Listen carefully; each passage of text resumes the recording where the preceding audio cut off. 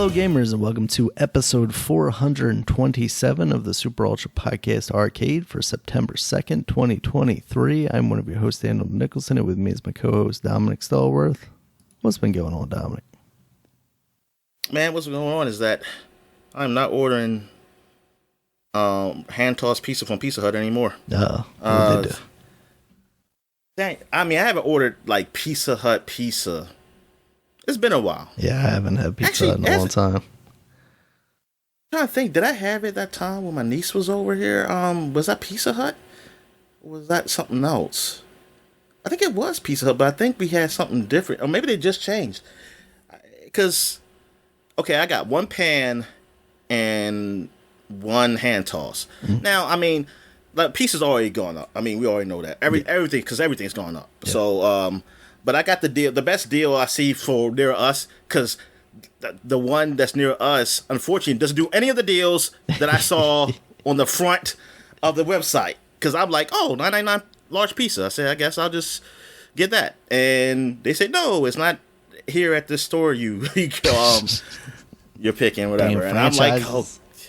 I said, oh, crap. And then I looked at the best deal was like the Book It deal I used to never get that deal. It was always something better. But now that's probably like the best deal for me because I wanted at least 2 different pizzas, and that was the best one. Mm. And they give you breadsticks. I don't really care with the breadsticks, but whatever.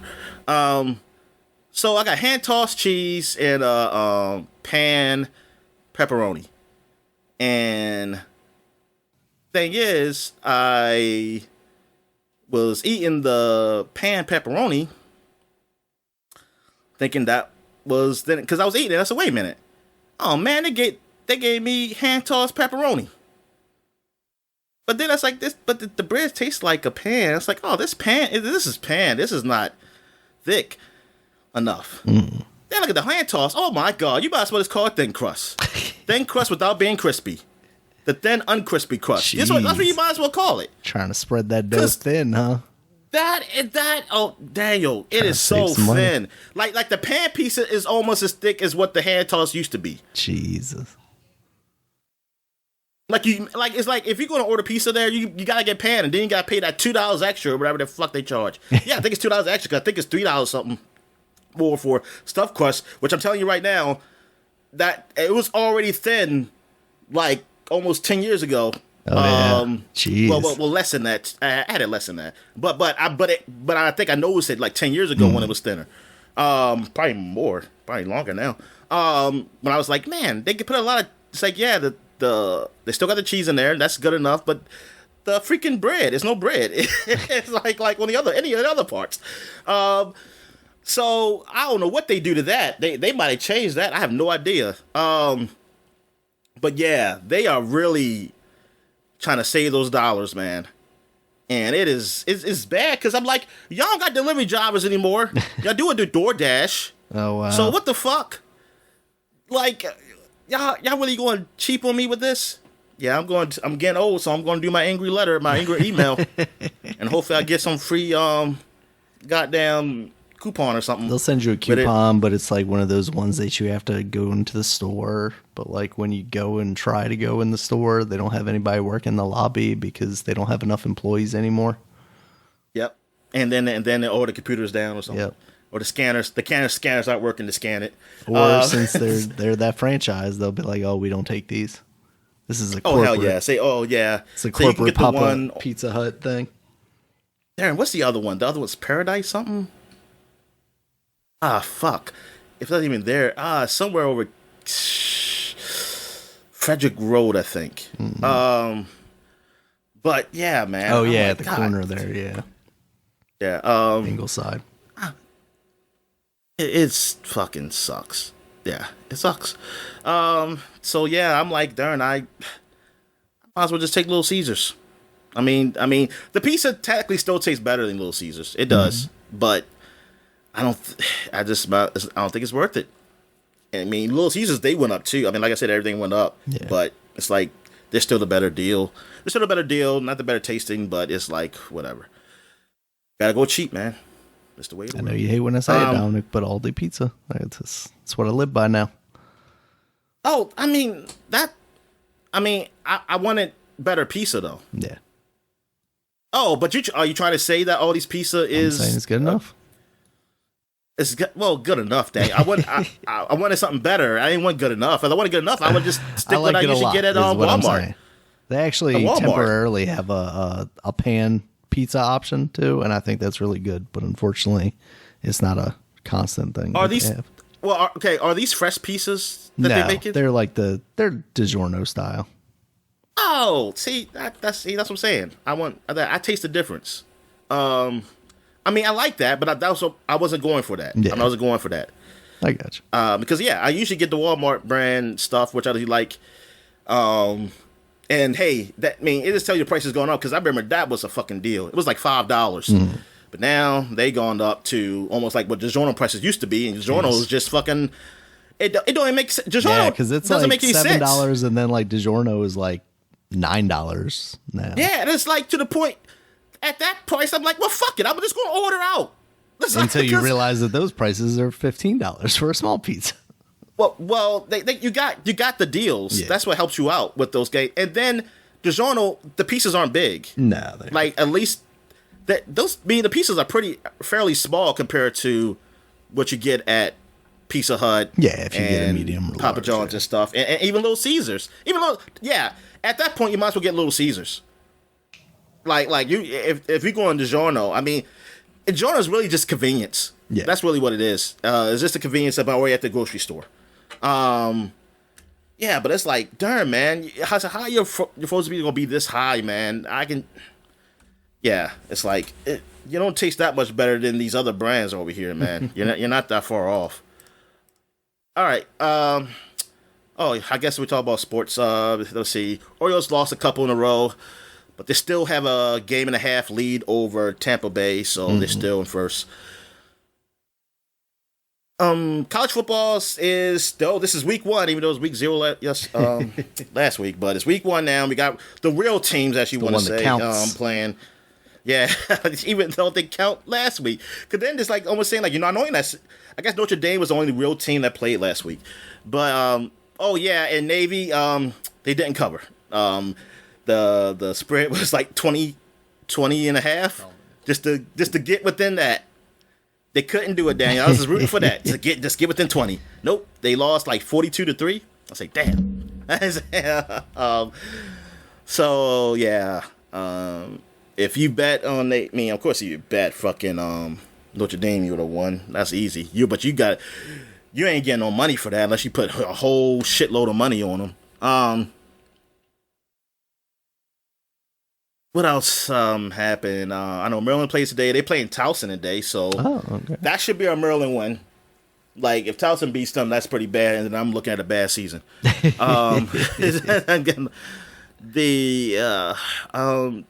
some other games on, but I don't know. I mean, I'll check about.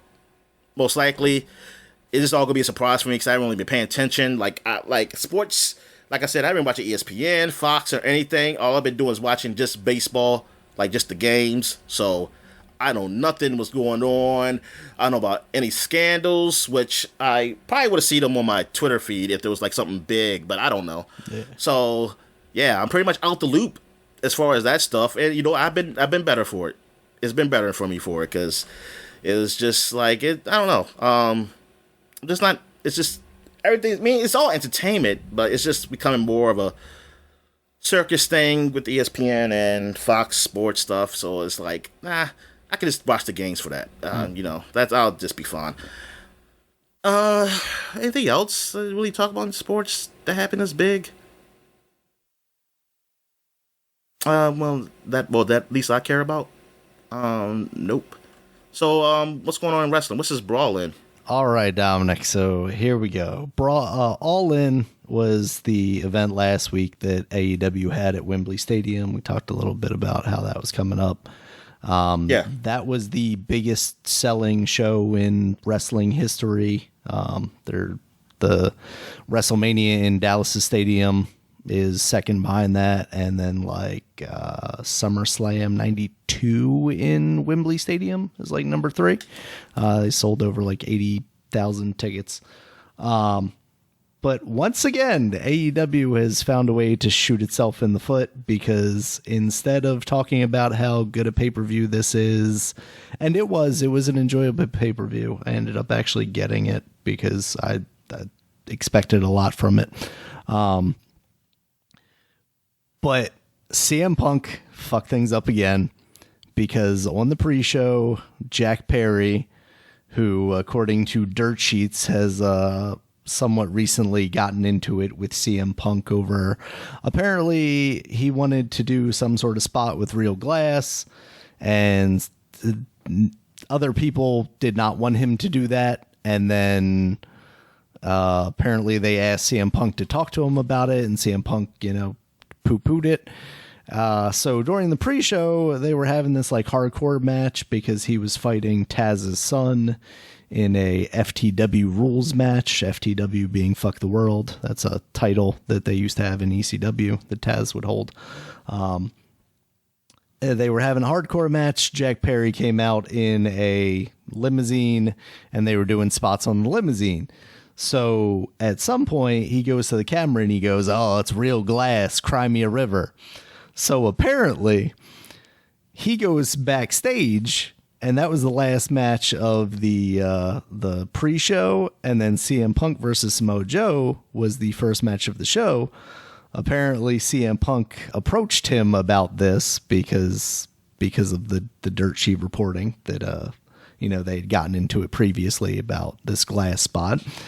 And CM Punk, who apparently has the most fragile ego in the world, may have gotten in his face, which resulted in a backstage altercation in front of Tony Khan.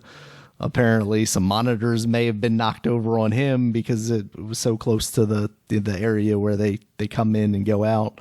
And CM Punk basically had to be talked down by Samoa Joe to go out and actually have his match, because he was yelling about how he quit and whatnot. Now, this is literally just about a year from the last time that this happened at All Out, which is actually coming up this weekend, because AEW decided back-to-back weekends was a great idea for pay-per-views. So, yeah, it is absolutely wild. Allegedly, now that none of this is confirmed by AEW because they don't talk about this stuff, but according to all the dirt sheets, CM Punk and Jack Perry are both currently suspended following awaiting the results of an investigation into this event. I mean, it sounds like if Tony Khan was actually there, there's not really much to investigate, but I don't know. So who knows if we see CM Punk again? We might see CM Punk this weekend because they are in Chicago. All Out seemingly was going to be a show that was going to be headlined by him, and here we are. Just it's so laughable that like they can't get their house in order, and they let CM Punk get away with it the first time, so of course he's still the same person. He did it again. And if they find a way to bring him back again, it's only going to happen again, because that is the old grumpy man that CM Punk seemingly is at this point. He just cannot let his ego, just can't let things go. He's going to be as petty as possible.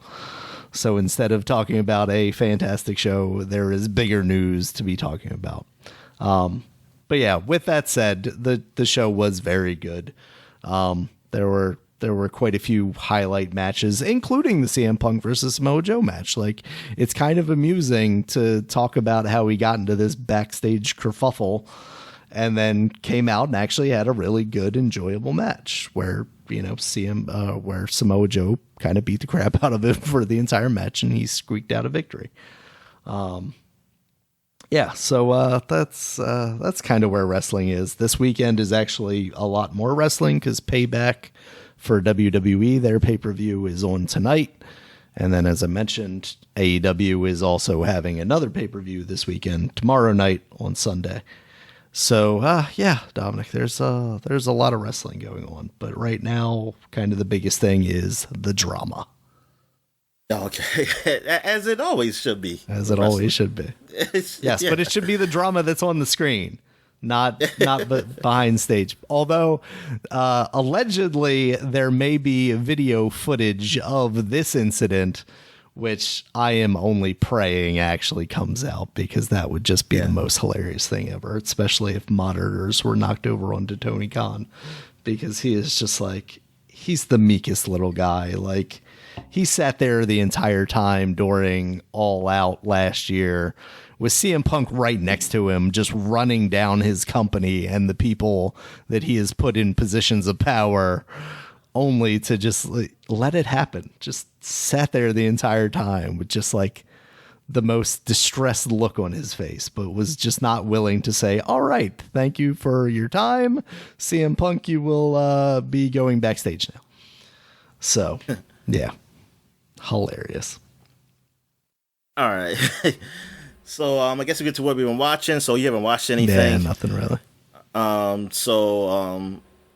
I finished Justified. I mean, the last episode was this week or last week. Depends on when you listen to the podcast. Well, by the time you listen to the podcast, it will be last week. So the ending was okay. It was fine. It was really nothing too dramatic overall, but the ending did lit in a cliffhanger type of fashion where, I mean, as for the story of the show is done, but it ended in a way that, oh, if there's a new season, we know what's to come. And spoiler alert, the main bad for all the seasons of the original Justified series, Boyd Crowder, was shown. He broke out of prison. Oh. The guy played Walter Goggins play. And it was good to see him again. You see him, well, he's older, man. It's been a while. I mean, just like Raylan. But yeah, it's just like knowing that it's potential that he could be in the next one. If they do another one, he'll be there. I'll be happy for it, because he's still one of my favorite characters in television. But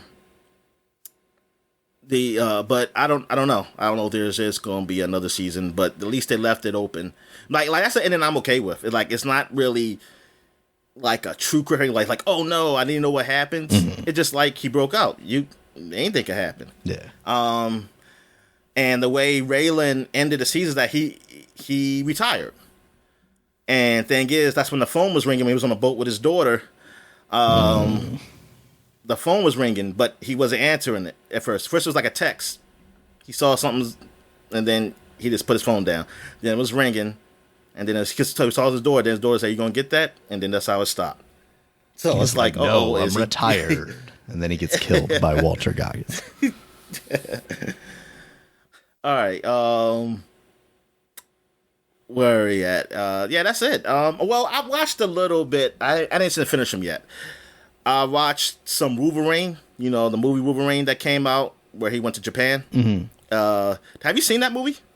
I don't remember if I've seen all of it. I've definitely seen parts of it, but I don't know that I've ever actually sat down and watched all of it. Because I watched it all. I don't remember. I don't remember what I saw.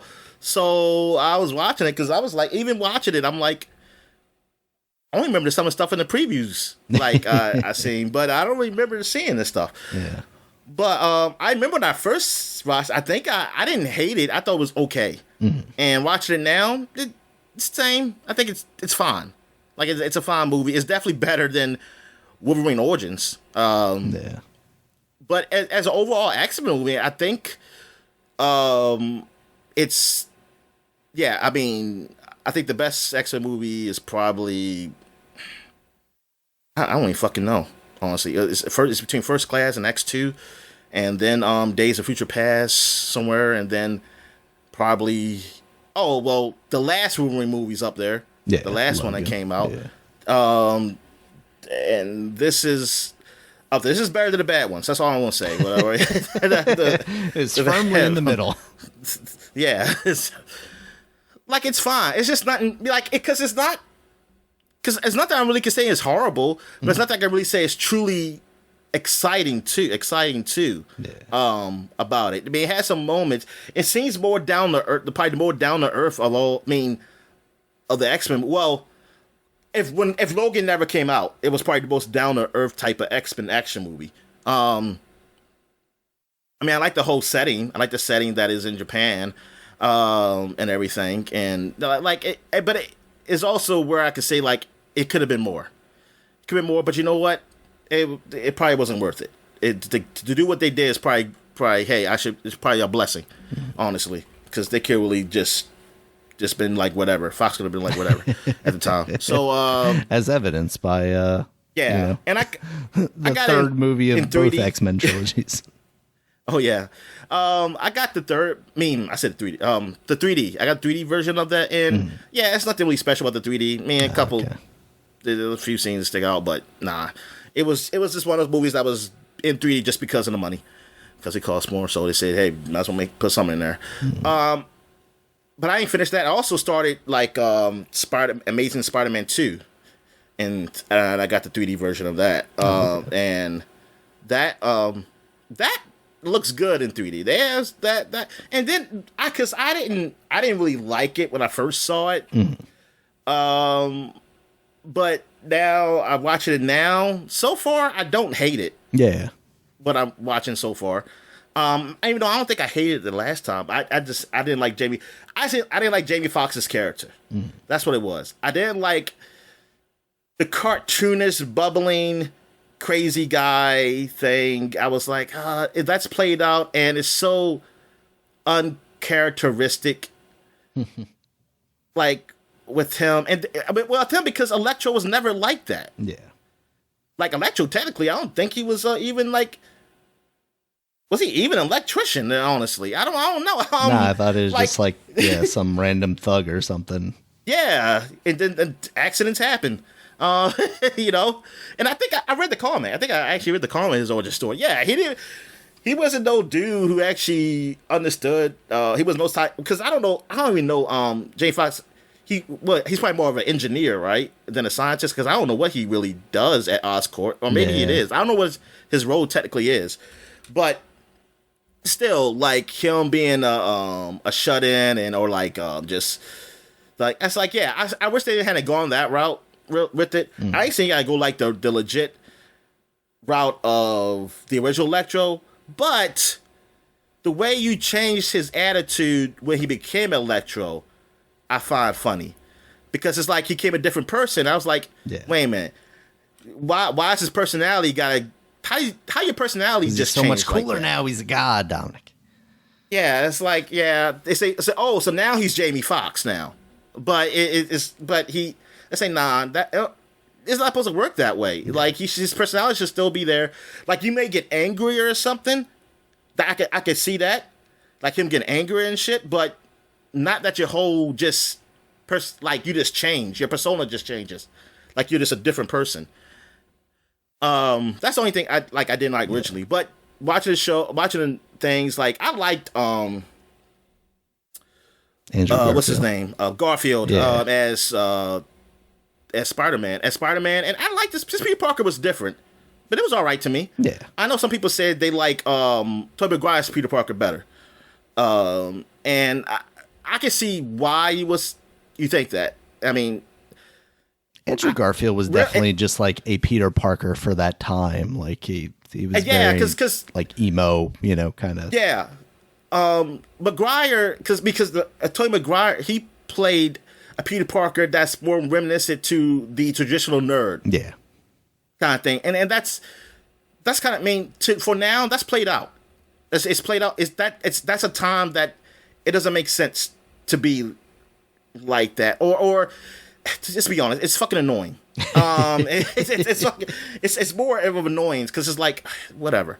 And then, and be honest with you, man, like me reading Spider-Man, like these old comics, like they first came out. Like, I mean, Peter Parker was a nerd, but he wasn't a bitch. So I don't know what changed. Maybe it changed later on. Maybe I'll get to a point when they do like a little revamp and it changes, because it wasn't like, yeah, he was weaker than Flash and shit, but he wasn't like a guy who ran, or not just ran, but like he just seemed so, I mean, yes, people did judge them and stuff like that, but I don't know. It's just that, but he's like still when he a guy became that Spider-Man, would stand up to bullies or something like that, right? Yeah, and when he became Spider-Man, he was definitely more confident. And like in these shows, they say, "Oh, I gotta play it off," which he does. He does play things off, like he won't attack, but he will. But there was a lot of times he stepped up, man. Yeah. Like he wouldn't, like he didn't take shit. Like if Flash was saying something, he would still get in his face. He won't hit him or something, but he will dodge him or something, or make him like trip or something. But he won't hit, like he won't hurt him. But he doesn't do what I thought he probably did, was just like he just act all, you know, he just pull like a Clark Kent and shit and be like, oh, I'm this off dropping, I'm a bumbling idiot, I'm smart as hell, but I carry all my books in my hands and I just drop it on the freaking ground.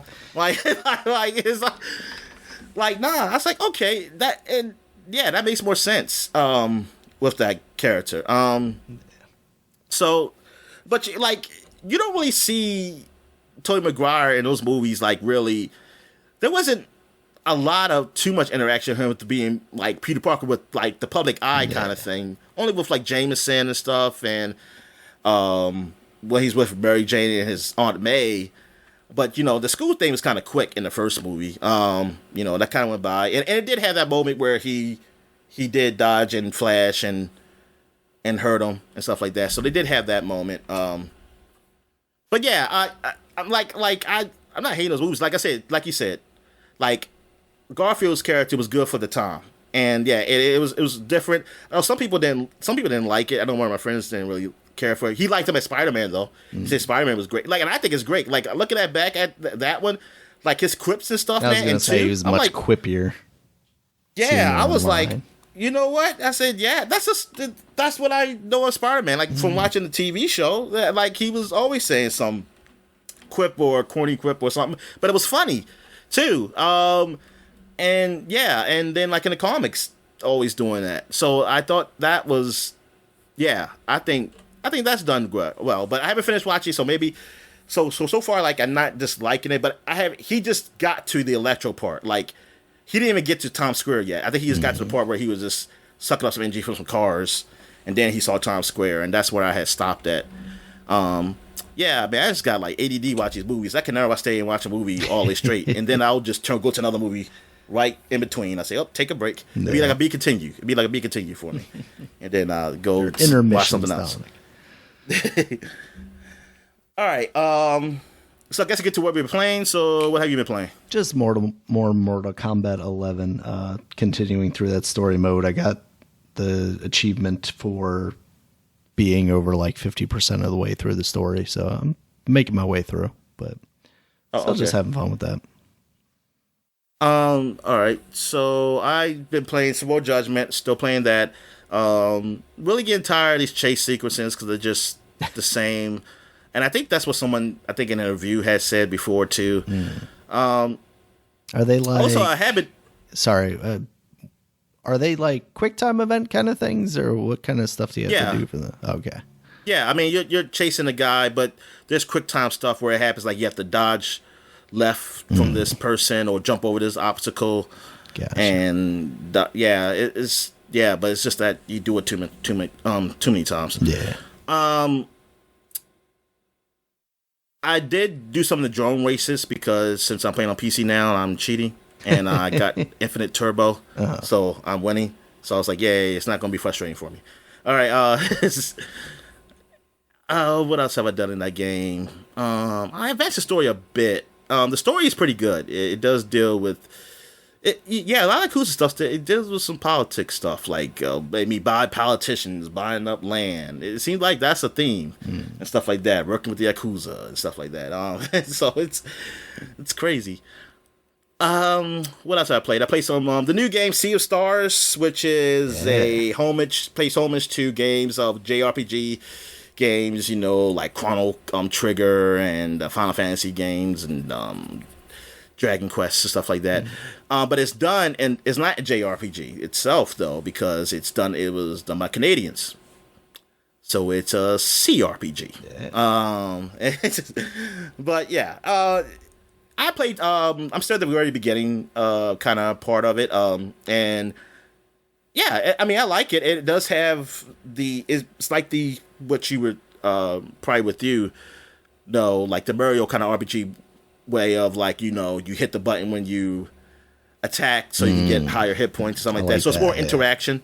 Yeah, it's more interaction and not just you press an attack. Or defend when you defend yourself and things of that nature. So yeah, I like that. And so yeah, but it's in the story. Well, I can't really say much of story. I read a review though. They said the story was pretty good because this got some pretty high praise from some sites. Yeah, it's some of the reviews scores. I see. Yeah. So like I was like, yeah. So maybe I'll continue this. I just wanted to try it out a bit, record some of it, just to see how the game was, and yeah, it was all right. What I played, I went back to play some Vampire Survivors. Well, first because it was like one of those Xbox reward things to do, but then I was like, oh, I just want to play some. And since I was playing under your name, you didn't have everything that I had unlocked. So, but I never did complete that first DLC. So I was like, I'll just do that, and I played with this new character. I forgot. Ooh, excuse me. I forgot their name, but they shoot they have some type of bow, and it does stuff. Yeah, I'm not really good at reviewing this. But it was fine playing with that character. It was fine, and yeah, that stage gets hard because it's so condensed in areas. Because like it's a huge stage, but you walk these paths that are very small, so there's not really much space to like kind of run away from enemies. So you really have to pick what type of weapons or anything you want to use in that state, the right ones, because you're going to get in some packed places where you could try and get through, and you're going to be kind of stuck, and you got to just try to fight your way through. And yeah, because I died a few times because of that. But I did finish it eventually, and I unlocked that crypt that was in there or whatever to unlock the person. Because then I died, and then I just picked that person to play as. And yeah, I mean, it's just like I said, that game was really addictive because I was just really into it, playing it again. But one of these days, I'm gonna pick up that DLC, and that thing is like what, $2? Yeah. I forget what its regular price is. I know it's less than $5. But I think it's on sale because of Game Pass. It's definitely on sale if you have Game Pass. I don't know if there's a sale other than that, but yeah.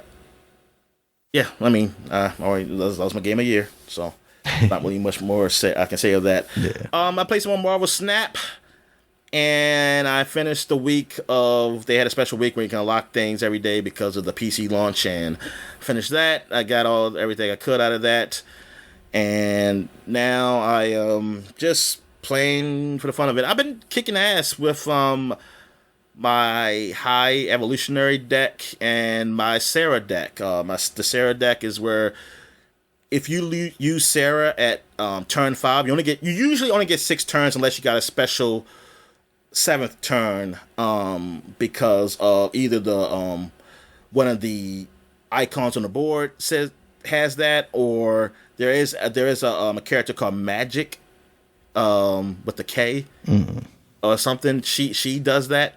Makes it a 7th round. But if you use Sarah at 5, well, if you're able to use her before, that's fine. But she's 5 powered. So if you use her at 5, she lowers all the cards in your deck by 1. So your strategy is like you kind of pick some 2 cards or something, or 3s or something, or 4s. I mean, but like I looked online to see what the best deck I could possibly make with her because of all the cards I had, and it seemed to work out for me. I seem like I'm winning more games than I lose with her, just like my high evolutionary deck. And they have saved me a lot because a lot of times I'm thinking I'm about to lose, and I was like, oh god, I don't know how this is going to work, but somehow I come out a win. I mean, because sometimes it's because of the opponent, because like I said before, sometimes I just end up playing not really to win, but just to accomplish a mission so I can unlock more credits. Like, just to get 20 points in one space. So I'm like, well, I'm going to focus on just a space in this game where this guy's not really putting a lot of cards in, that I have a chance to win that space with 20 points or more. And I don't care if I lose, because I just want to get that, because it doesn't matter. Right. So I'm just doing that, but the opponent doesn't know what I'm doing, so he's really trying to strategize. And man, I don't know how many times I've beaten people just doing that. Because I was like, Jesus Christ, I could have whipped my ass.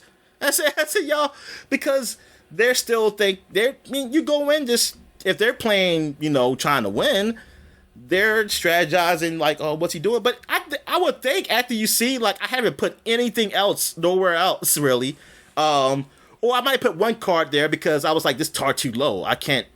I'm not going to get anything if I put all my cards right here. I would see. It's like I think they end up overthinking, because and I've done that too. I've overthink on things and like, oh, he might do this, and then they don't do it. They don't do the thing. So sometimes I just tell myself, you know what? I'm not going to play. Really, I say I'm either going, I don't know what's better. Maybe it's just better for me to play safe, and like if they do beat it the way that I think they might do it, oh well. But I don't want to outthink myself or something like that, because sometimes I overthink and I try to put something somewhere else, say, oh, he might do this, but sometimes it works out. So I guess it's all just a gamble. You never know. But I think I've come across people quite a few times lately where they really overthought on my end, where I'm thinking I'm just going to get my ass whooped, and then I start winning, and then I'm doing this on Conquest because I kind of on the just a normal game, I kind of want to mess on my rank, so I go on a Conquest. It's not really a rank, so I just go play like the first Conquest mode, which that's where you gotta get started because it won't hurt me. So, and then you play multiple games against the same opponent, and thing is, it gets to a point when I'm winning, and then I think I already complete my mission. I'm like, well, then I might as well try to win now. I might as well try to win since this guy is not kicking in my butt the way he should have been. And then I do that. So, the game, I'm having fun. But like I said, I unlock a few cards. I don't unlock Magneto and Taskmaster, which are good cards. But with those cards, I don't know. I have a deck to really use them in. I mean, I guess I could just do a deck on my own and try to work them around in it. But I know some decks that are really great with those cards. But unfortunately, I don't have the rest of those cards. I almost have the deck that has most of the Agents of S.H.I.E.L.D. type of players, but I think I need the ship, the airship. I don't have the airship yet card, but I feel like there's a deck that has. Cause I have Agent Coulson, Marie Hill, the Skyjet or whatever. I forgot the other character it was. But I have them, but it's just that I don't have that, and I think I saw it was a good deck with those cards, whatever. Because I'm trying to just not be bored. Because that's the thing. Even though I was winning with the high evolutionary deck, most of the time, I can't win every time, but it was getting boring. Just keep using the same cards for me. Like I want to change it up a bit, but I know those other the other decks I have are, because of my rank, I still have a chance to win. But it's lower. It's a lower chance because those people have. Because I'll be seeing these people with these cards that I don't have and that they're great. Like sometimes I go against a deck and say, "Oh my god, they're gonna whip my ass." Unless what helps me is because of the randomness of what the spaces are. Like it might work into my favor. That'd be the only reason why I win. Like one time, the only reason I won is because one of the spaces when it changed the last space. It changed to, your deck turns to random cards. Yeah, and I was like, oh, thank God. And now I know he's not gonna kick my. I have a potential he won't kick my ass now because he can't use the cards he need. So yeah, it's just so slow. It's so slow getting cards now. That's what sucks. And I do not listen. It's one thing to spend money where I know what cards I'm getting. If I see something like, hey, you'll get these cards, and you pay this blah blah blah amount, and it's reasonable or something, I will probably do it. But I don't want to get it, pay money for just credits to allow me the potential of getting a card. Yeah. I can't do that. It's like, I can't do that. Because then, especially when it's like the potential, and then it might not be a card in some of those chests, man. It might just be a goddamn variant of a card I already have, art. Or it'll be the back of the card, like your back of the cards have different what's the word I'm looking for, design or something. Yeah, I'm like, I don't know, I don't want that shit.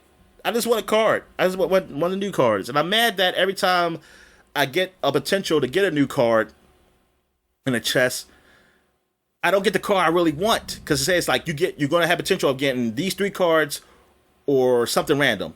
And thing is, what's good about that is that each time you get something, it disappears. So it won't be like, oh, the next time you get that specific chest, the random is still there that you might not get what you want.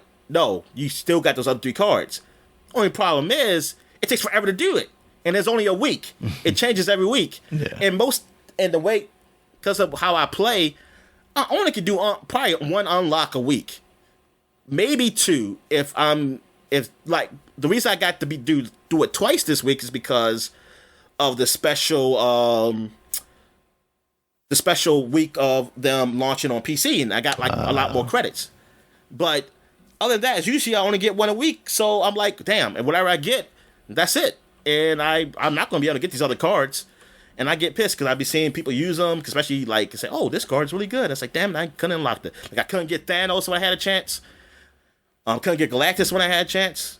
Like I'm lucky I got High Evolutionary. Like I'm so fucking lucky I got him. Like now I look back at it because that was the first one when I got to those special freaking chests. That was the first one that I got.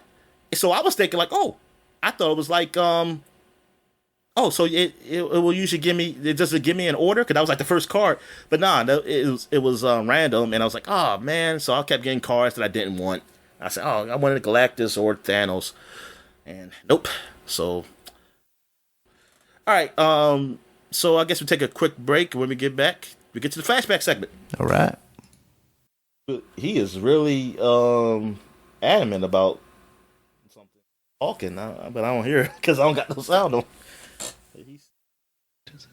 What is it?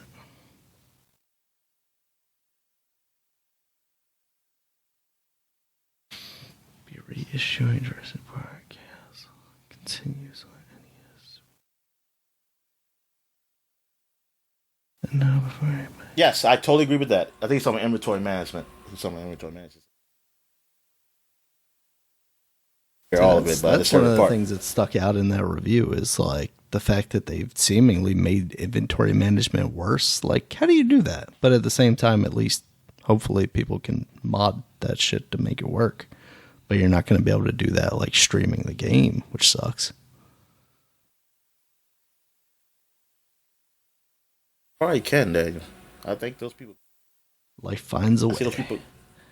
I mean, I think I was watching this one a Skyrim a long time ago, and the guy was going through Nexus mod and like going his dashboard and just downloading while. Yeah, they be doing that, man, because they just be talking to the people in the chat while they doing something, and while me being pissed, because I was like, I came here to watch you play a game, and it's like.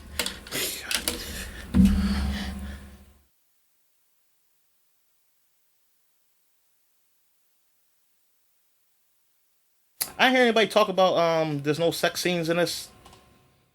I have heard that there's romances that may lead to that, but there's nothing. I want something more intense. Like because Fallout, because he just kind of goes to that black screen. Yeah, I don't want the BioShock, or I hope they do a mod where there's a sex scene at least.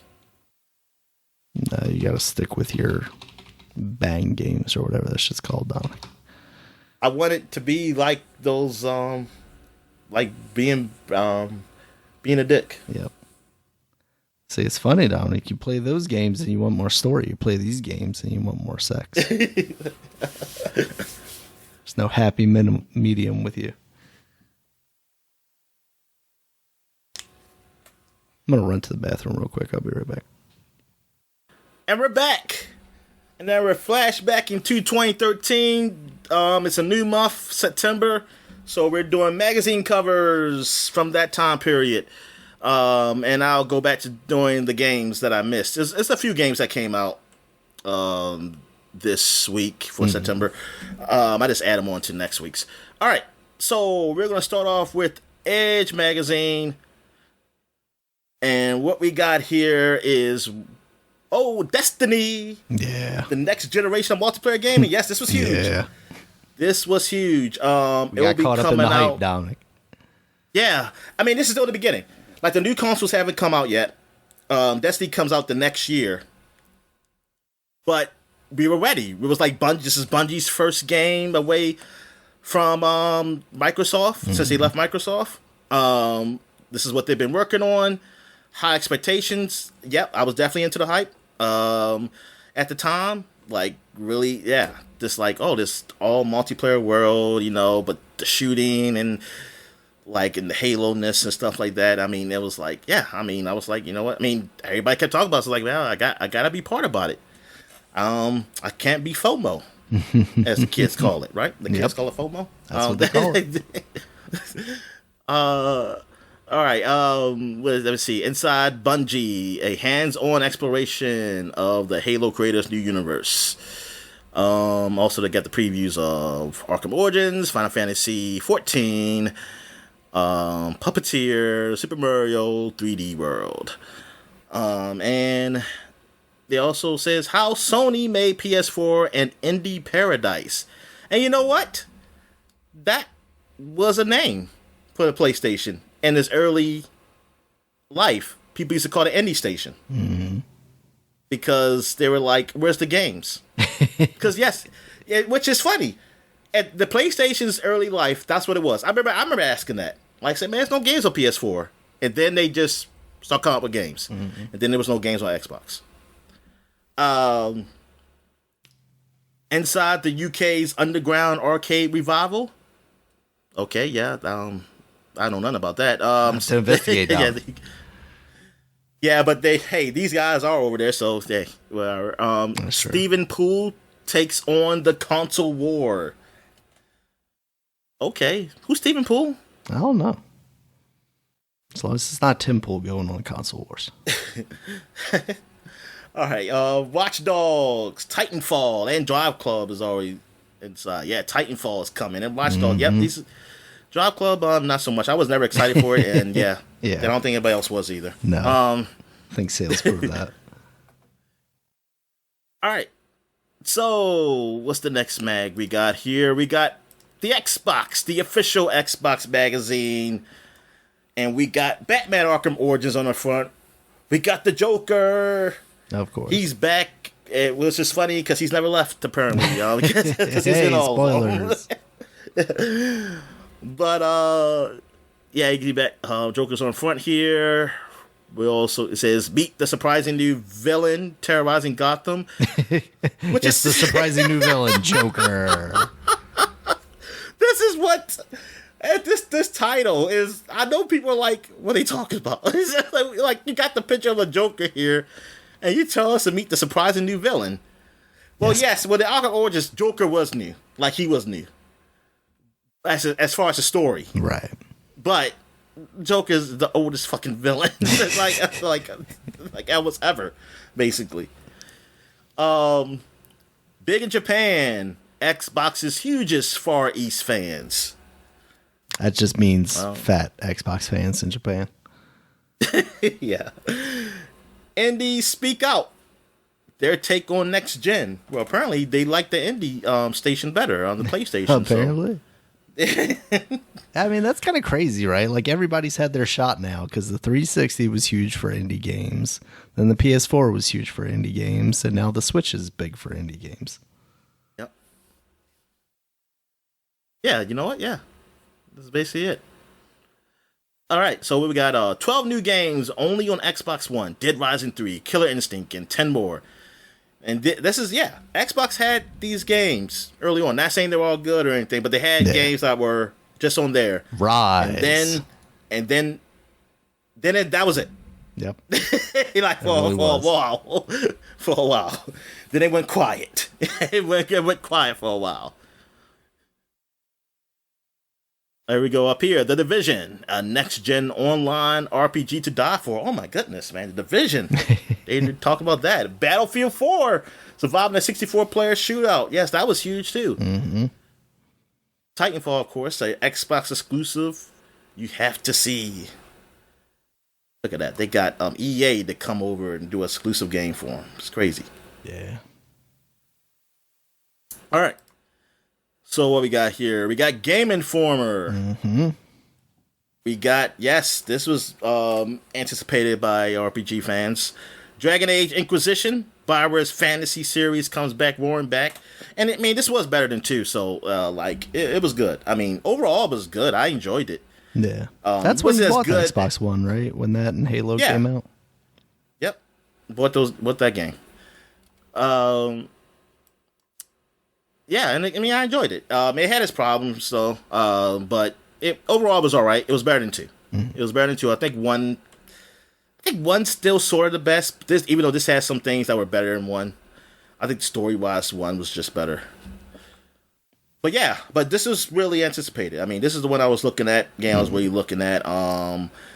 But then Witcher 3 kind of destroyed it. Yeah. I mean, it was grateful. I was so grateful that this came out first, because like if Witcher 3 had came out first and then this, I don't know what it would have. That's why they're struggling now, Dom. They're like, what do we do? 10 years on, they still haven't come out with the next one because they're like, shit. What do we do? And thing is, this was a slow year. Dragon Age Inquisition came out the next year. Yeah. Like the only games I was getting Game of the Year was like Destiny. This I think a couple. It was top, like maybe RPG. Then you had Shadow of Mordor, or whatever. Or Mordor. What was it called? I forget which one. The first one of those. Came out. Shadow of Mordor. Because the other one was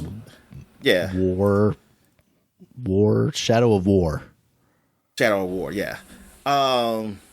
And like that one Game of the Year someplace. It was like a mix of Game of the Year, because really it was no like definitive game that you felt was like, this was the best thing there. Like the games were all kind of what the kids would call mid, but they were better than mid. There's a lot of the kids parlaying these days, huh, Don? But yeah, because I couldn't really have a Game of the Year that year, because I think, and the thing is, I'm like, technically this ain't, and I think after a while people were kind of down in this more than definitely giving it praise as time went on. And then when Witcher came out, it was pretty much like, man. Which is funny, because now looking back at that year, Dark Souls 2 people weren't as high on as Dark Souls 1. But even then, it feels like a lot of people, if they look back now, would probably be like, oh man, Dark Souls 2 came out that year. I think overall people, I don't know. Did they like Dark Souls 3 better than Dark Souls 2? Or was that, which one was the worst of the 3? That's a good question. I think 2 was the less revered. I think 3 was like, it's not as good as 1, but it's kind of a return to form. Oh, okay. Because I want to say like Miyazaki wasn't included. It didn't work on 2 or something like that. Oh, I'm sorry. I did play Armored Core 4. Oh, how's that? And it's all right. It's all right. How's it running? I guess some of the stages are going kind of fast for me because I got cheats on. But okay. But yeah, it's real fast paced, and yeah, because I was getting killed. Like when I was fighting that first boss. Mm-hmm. And then I turned the cheats on. That's why I was like, let me turn the cheats on. And then I was okay. Yeah, I think I would have died a lot in that first boss. Because that thing was lighting me up. And I didn't know how to dodge everything. Yeah. And then I ran out of ammo. I ran out of ammo and missiles. Oh, shit. And I gotta go look up. I don't know where you pick them up at. Or if you pick them up. Maybe it's a thing where you only can use as much as you can on the mission. And then if you don't have any more, you're just spamming them too much. Or you got your sword, and you just had to survive. Mm. I guess they want to make it hard like that. I don't know. But, like, yeah, I didn't know where to pick it up, so I turned cheats on so I can get the ammo back. That is the ammo. So I was like, yeah. So I'm playing Breaking the Game just like I did with what was that game? The game that was taking place, the samurai game that was like Sekiro? Dark Souls. Yeah, Sekiro. It's like a Sekiro. I'm breaking the game, but I'm love it. I'm liking it. But you're enjoying it. Yeah, I mean that's the thing, right? That's the way you enjoy it. All right. So what other covers we got here? We got the last one for 2013. Oh no, that was it. That was the last one for 2013. So we're going to 2003. We're going 20 years ago to Edge magazine 20 years ago, and here they got Halo for the PS2. Mm-hmm. Ooh, Kill look Zone. at it. That's the Halo killer. The Halo Kill killer. Zone. Yeah, I was excited for this, Daniel. Yeah. I saw the screenshots. I was like, woo, look at that. Say, take that, Halo. And then when I how did I play the game? Did I borrow it? I know I didn't buy it. I think I borrowed it. I think I borrowed it from Games and Flicks at the time. Oh, okay. Because I was like, hey, I get this. I can get movies and games. Mm-hmm. And it was still cheaper than, it was cheaper than GameFly. So I got, I borrowed the game finally, and I did not like it. I did not like it. And I don't even know what the story is. I know these were the bad guys. Yeah, that's the all I know. Hellgeist. Yeah. But yeah, it wasn't it. But before that, they were trying to hype this game up, man. Mm-hmm. Killzone. Edge reveals Sony's splendid secret shooter. Just imagine the social media was back then. Good God. This is what we're gonna have to deal with again, Dominic. Once Microsoft takes Call of Duty exclusive, we're gonna get the Call of Duty killer from PlayStation again. Yeah. All right. So previewed, they got Outrun 2, Metal Arms, Homeworld 2, Pillage, and Samurai 2. Reviewed. Beautiful Joe. Oh man, look at that Beautiful Joe. How do we not have Contu? something Beautiful Joe related? Like a remake, remaster, re-release, something. How do we not have that? I know. That is just amazing. Like, that should have been... Of all things Capcom has done, it's like you would think they would have done that, man. Katu was the Kai, something of Kai, the PlayStation exclusive. All right, let me see. EGM in 2003. What we got here? This is 3-cover one, but the one that they showed was, of course, the Link one. Yeah, because that's probably the favorite of the characters. I mean, just because it's Link, and though I don't really care for the purple background, but I guess that's because of the GameCube. Thing is, because it's a blue background for the PlayStation. And I couldn't find an Xbox one. Like, nobody has the cover of the Xbox magazine. About Spawn. Like, I couldn't find the Electron Gaming of that one. But, Soul Calibur 2, Combat Evolved, exclusive reviews for all 3 SUS versions. And the underdogs, 4 new systems are already to take on PS2, Xbox, GameCube, and Game Boy Advance. See what they all are all about. I don't know what these systems are. Is one of them the Phantom? Oh yeah, the Phantom. I remember that. Phantom lap board. Special report. Games are good for you. Games are bad for you.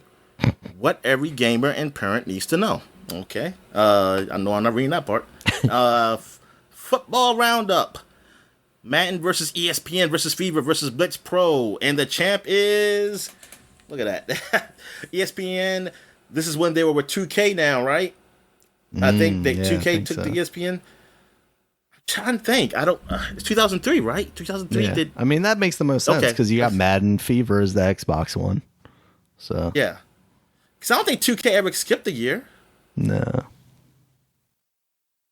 Now, there used to be an ESPN, like, sports thing, but I don't think it was in 2003. I think they did get it, I want to say. All right. True Crime versus GTA. See if True Crime can take down the boss of crime games. And 10 reasons to go online. No, yeah. 10 reasons to go online.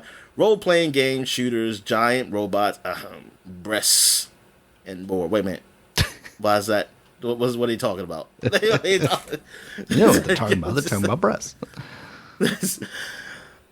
All right, man. There's some stuff down here, but it's too small to say, and I don't got a magnifying glass. So, but we gotta talk about this win a trip to Alias, probably. I think that's what's behind the sticker. ABC. Yeah, ABC. Yeah, ABC show Alias. Oh, okay. Can I still win that? I think I watched like 1.5 episodes. Really? Of Alias. I never got into it. My friend liked it. I think Foot. I think he always talked about it, but it came on a time when. Didn't it come on Sundays?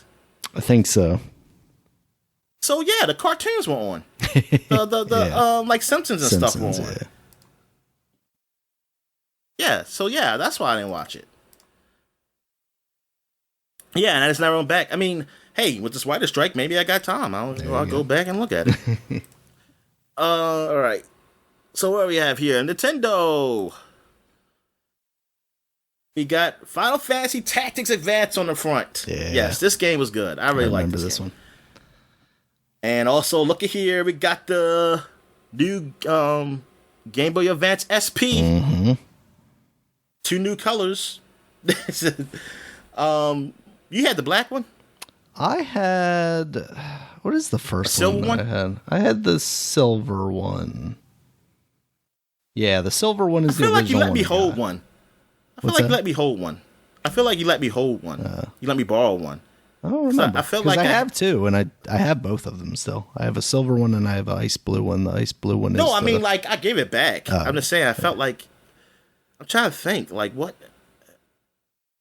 I had the black DS. That's what I had. Because I was thinking I had the black. I remember seeing these two come out and being like super excited about them. But I actually won the silver Game Boy SP from the IGN message boards. So I already had a Game Boy Advance. So I wouldn't have gotten one otherwise, I think, even though I wanted it because it had the front light on it. Yeah. But I think I had also, by that time, I had already put the Afterburner kit in my Game Boy, though, so I didn't really need it because I had the front light that I installed.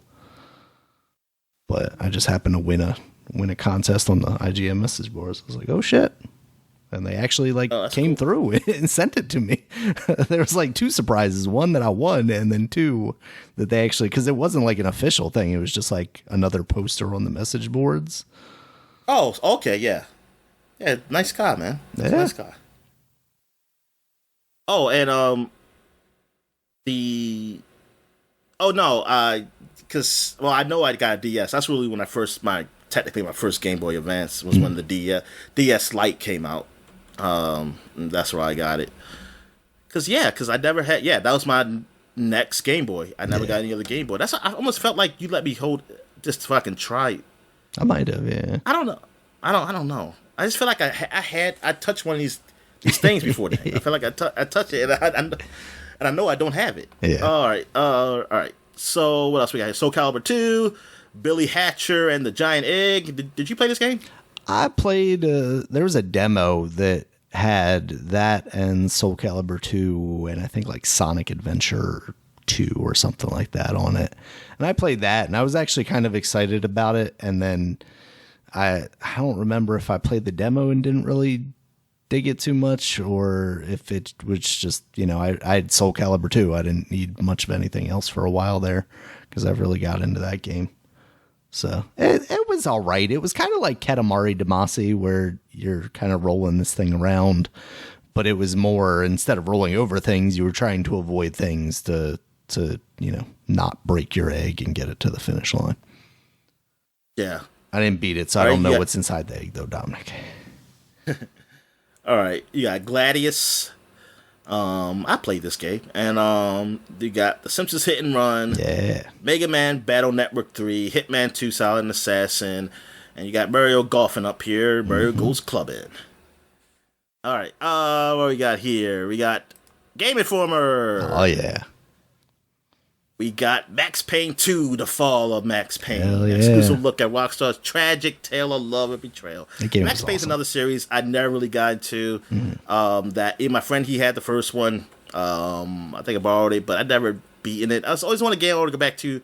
Also, just because I felt like, man, I kind of missed out on it because I didn't want to play this one, and the only Max Payne I beat was 3, the latest one, and I don't remember anything about that game. Yeah, 2's the only one I've beaten. Like I always wanted to go back to 1, but 2 really got me. 2 was awesome at the time. And yeah, so they showed that off. They got Prince of Persia. We explored the Sands of Time. That's awesome. You got Puck. GI breaks down the upcoming NHL season. Yeah, this is when you even had more than one NHL game. It's amazing. Xenosaga 2. Yeah, I was excited for this. Must see new pictures inside. What we got here? Oh, we got The Rock for Spy Hunter. Mm-hmm. For the Spy Hunter movie. That never happened, right? I don't think so, no. Yeah. He was in that game, though. Exactly. He was on the side. Dream Machines. 5 PCs to die for. I remember this machine. That little box PC. Mm-hmm. I remember this thing. Because it's supposed to be like, oh, it looks like a console, but it's a PC. Yep. I don't know how powerful it was, though. All right. What else we have here? Oh, I guess that it for 2003? Yep, that's it for 2003. So now we're going back 30 years to Nintendo Power. And 30 years to 1993, Super Mario All-Stars, Lost Levels Havoc. Yeah. Japanese Mario 2. Yep. And Rock and Roll Racing Preview. I don't know what that is. Rock and Roll Racing, I think Rare made it. I think it's on that Rare collection for the Xbox even. Oh, okay. It's like that kind of isometric racing game. So it's not real Rock and Roll Stars? No, it's not a guy from Aerosmith doing some Rolling Stones or something. All right, what else we have here? I think that's it. Yeah, there's ain't like nothing else on here. With the Mario also, which I thought was cool. I was jelly of this. As the kids say about updated graphics 15 years ago. Yeah. Because I saw oh man, they get to get all the Marios, and a friend of mine's had it. Like I went over to his place. My sister used to watch them, and I used to go over there and say, "Oh, you got Mario All Stars," and I used to play. It's like this Mario looks better than my Nintendo Mario. So I was like, "It's like damn straight it does." But yeah, man, I was like, "Damn, man, I used to be so jealous of that boy, man, having all those damn games." And then he'd come out house and say, man, I wish I had a Sega Genesis. But that's just how kids were. You always want what you don't have. Exactly. That's how adults are too, Dominic. It never goes away. Yeah. Always be jealous. All right. So, darn, I didn't even put this in the full screen. All right, the last one we got here. Game Pro in 1993. And last month they had Street Fighter. So this month they said we're going to have Mortal Kombat up here. And look at this. Look at him about to kill Sonya Blade. No. I feel like I had this magazine because I feel like I remembered tracing that Goro or something like that back in the day. 3 fingers. Yep. But no, he actually has a thumb. That's got to be a thumb, right? Two fingers and a thumb. Yeah, so 2 fingers. Yeah. He's evolved. He said, you don't need all these fingers. No, you don't. What are you doing? Especially when those fingers are that big. That's just like holding your 2 fingers together. Exactly. I can do everything that I need to do with those fingers. And you still could put a middle finger up. Mm-hmm. All right. What does it say? Awesome Mortal Kombat. Awesome fighting action for Genesis, Super Nintendo, Game Gear, and Game Boy. Yep, they even having the Game Gear and Game Boy. Yeah. I played them on all of them. Yeah. And they were fine. And the Game Boy one was fine. I mean, for a kid like me at the time, even though they couldn't make red blood in there, it was impossible. I wonder what you do if you put that in the Super Game Boy. That's a good question. All right, let me see here. 38 Pro reviews. Genesis. Oh, wait a minute. What did it say? Free special section. Super Street Fighter 2 Turbo. Master the new combos and moves. They got 38 Pro reviews. Genesis Jurassic Park, the best one. Bill Walsh. College football. I did not know Bill Walsh had his own game. Rocket Knight Adventures, Rocket Knight. Super Nintendo, World Heroes, Super Bomberman, Wing Commander, The Secret Missions, Sega CD, Robo Aleste. It was Aleste? What the hell is that? Nintendo, Kirby's Adventure, Jurassic Park. That's the worst one. That's the worst Jurassic Park. Neo Geo, World Heroes 2, Game Gear, Tom and Jerry. Look at Tom and Jerry. Street Fighter 2 Championship Edition. Yep. The best Street Fighter. Yeah, for the PC engine. Yeah, I just love the PC engine. Oh, shit. That does say that for the PC engine. That's sneak previews of Mega Man X for the Super Nintendo. Mega Man 6 for Nintendo. Art of Fighting Super Nintendo. And Slam Masters Championship Arcade Techniques. All right. So what else they got here? Oh, they got wait a minute, I missed this. Arcade mode code. Is that for blood? Oh, it might be. Or maybe it's just for arcade mode. I mean, that's ridiculous. No, it probably didn't. It didn't have an arcade mode. All right, I accidentally left the page of. Hold up, I'm gonna reopen tab now. Okay. Oh, that's it. Okay, so so that's it for 1993. That's it for the flashback segment. So I guess we'll take a quick break. When we get back, we get to the gaming news. All right. And we're back.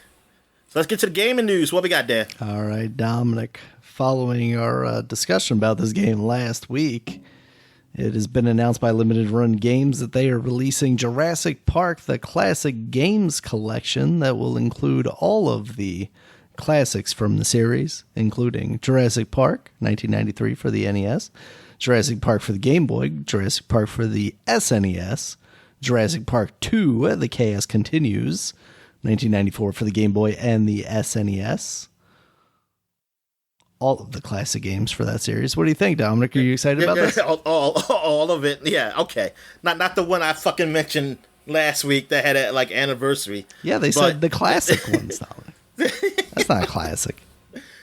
Yo, how are they gonna miss out on the Genesis ones? Like, what the hell? Like, what licensing? I wish they would at least say like there's a licensing.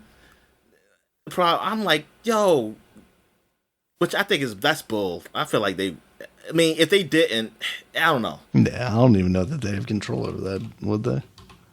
Well, I mean, technically they did. They were the publishers. But I don't know if they were.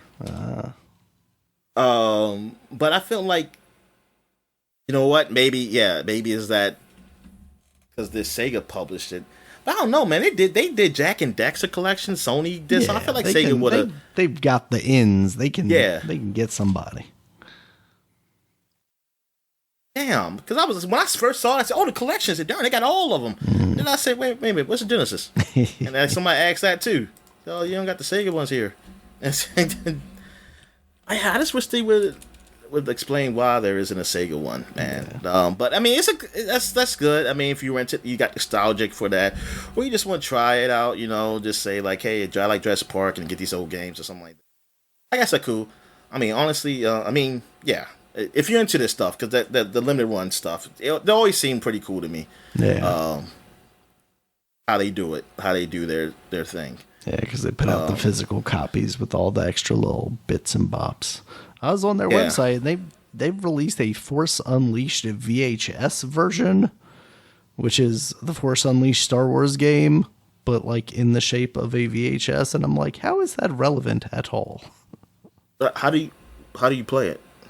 Yeah, I mean, the game's not in the shape of. I think the game's either just a regular game or a digital code, but like the physical box. Like you said, what's buy Force Unleashed with VHS? I don't get it. It's to fit in with the rest of your VHS collection of Star Wars, I guess, Dominic. Oh, if you try to make it like, hey, this is like part of the original. Yeah, I guess. Storyline with George Lucas before canon, they fucked it up with Disney. Canon. Yeah, it was. Now it's what Legends they call it. Yeah, something like that. Expanded universe. Yeah.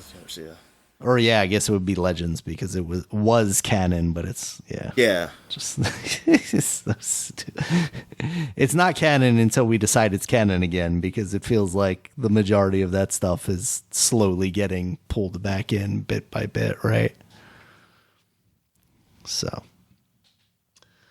wish they had more kids. Like Leia and Han, or even Luke had a kid. Yeah. Like he changed, like that he changed, like he wasn't gonna be like the monk kind of thing. It's like we ain't doing this shit. Like, all this does is cause repressed anger and shit, and then people go to the dark side. You go to the dark side. That's what this shit does. Luke Skywalker, the original incel. Yeah. Yep.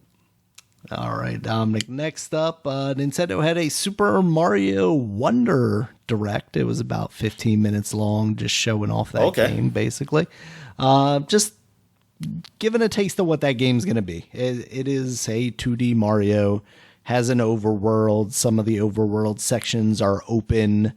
Bowser has apparently been transformed, has transformed into a castle. Like, he's not a castle. He's been combined with a castle through the power of these Wonder Seeds. And when you take a Wonder Seed, it's basically like Mario's going on acid and he's having a trip. It looks really good. And whenever they show that game, it looks good, but you don't really get, or at least I don't, initially get the difference between it and a new Super Mario Brothers.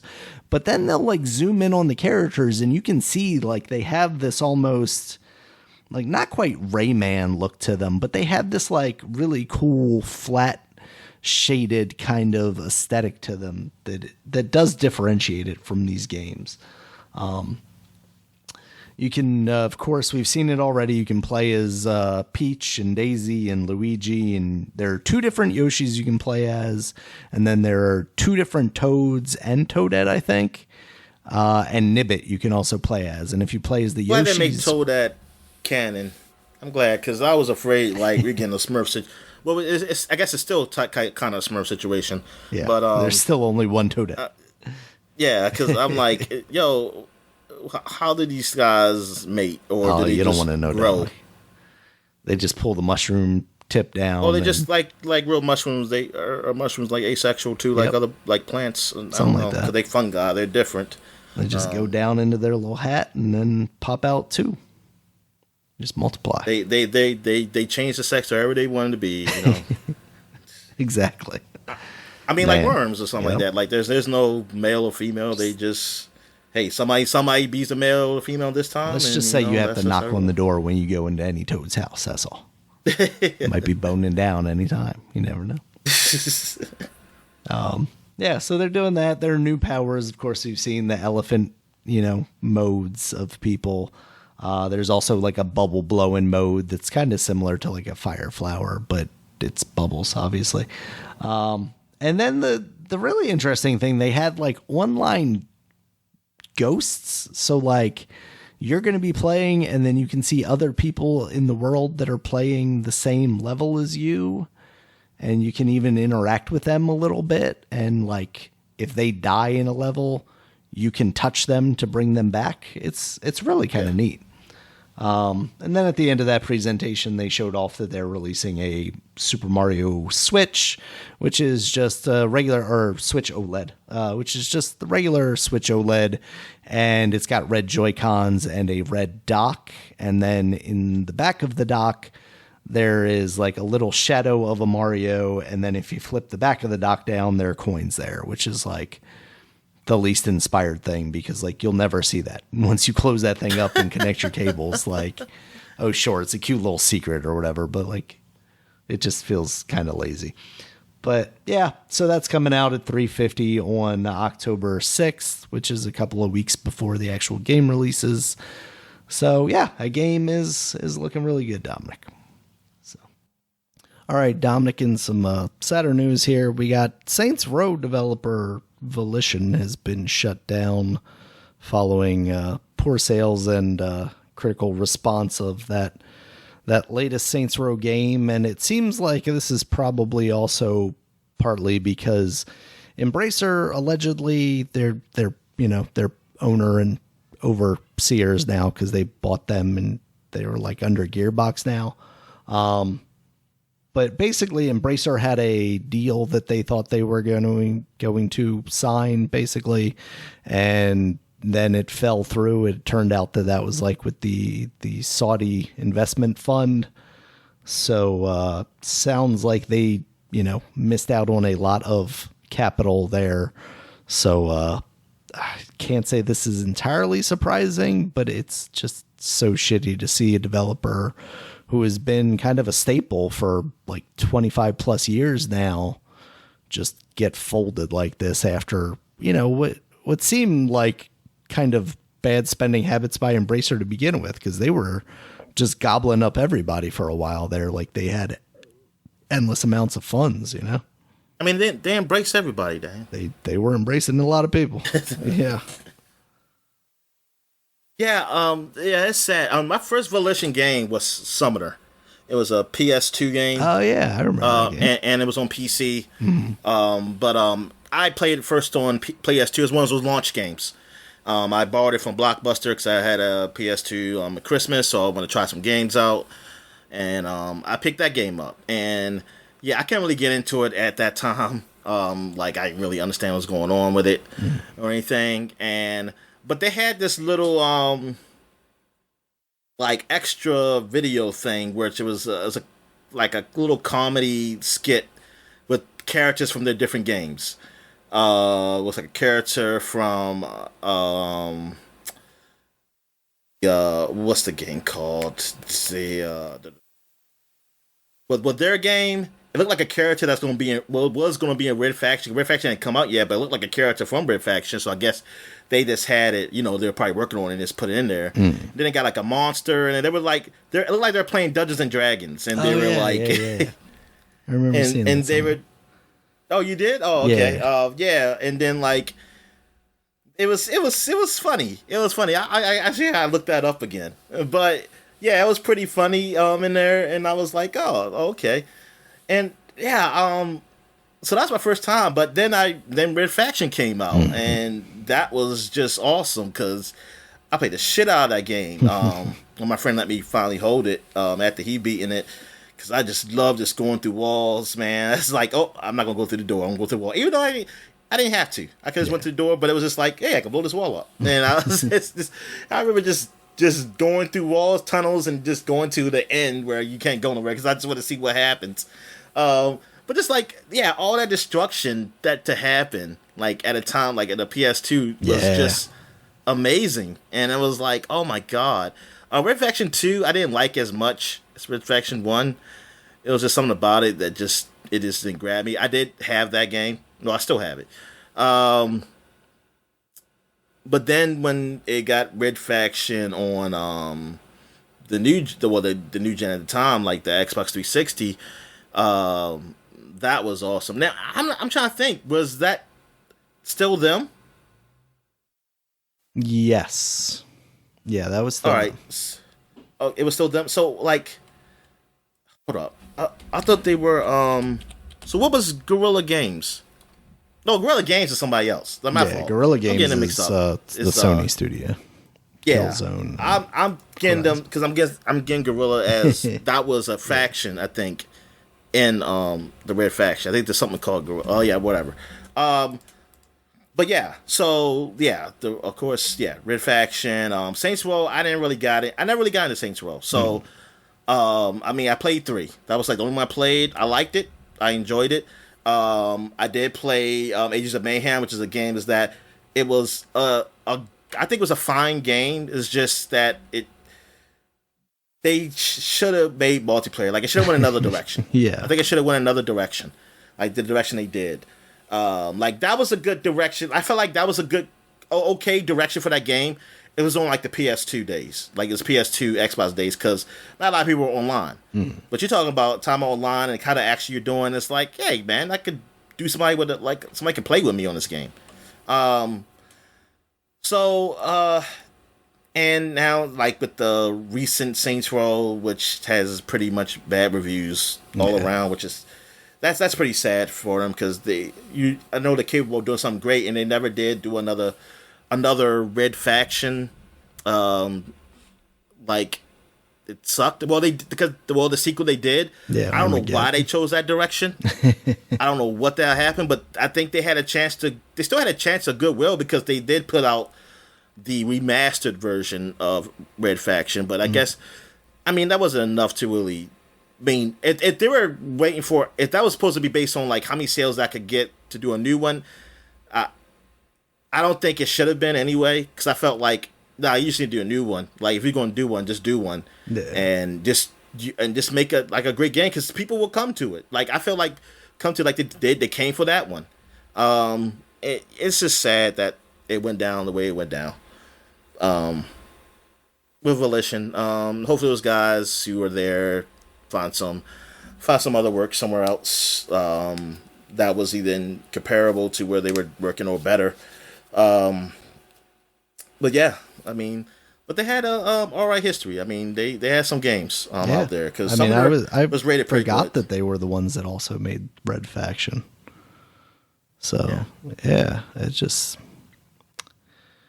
it's really unfortunate. I mean, this is, we were talking about like the consolidation of video games and studios and stuff before we started recording, but like this is some of the bad that happens, right? Like, and it's not necessarily it wouldn't have happened otherwise, who knows what the fate of this studio would have been if they had stayed as independent as they were, who knows if they would have had the money or support, but maybe they could have gotten it from, a different company, through exclusivity on the PlayStation or the Xbox or what have you, Epic Store. But, now here we are with this studio just getting shut down and a whole bunch of talent now having to find new jobs, which really sucks.